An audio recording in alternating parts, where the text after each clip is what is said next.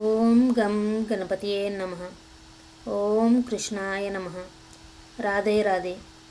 ఈరోజు వీడియోలో మనము భగవద్గీతలోని మొదటి అధ్యాయము అర్జున విషాద యోగము నుంచి 44వ శ్లోకము చూద్దాము.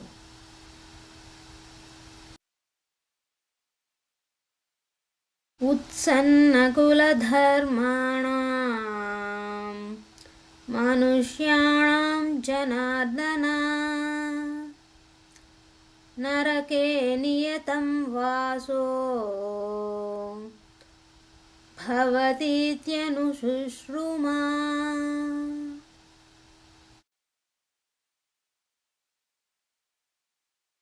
ఇప్పుడు ఈ శ్లోకం యొక్క అర్థాన్ని చూద్దాము.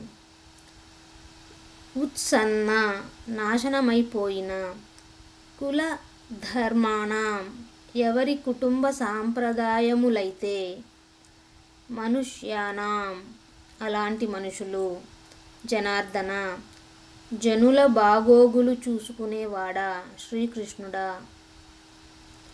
నరకే నరకములో, అనియతం నిరవధికముగా, వాసః నివాసము, భవతి ఉండును, ఇతి ఈ విధంగా, అనుశుశ్రుమ పండితుల నుండి వినియున్నాను.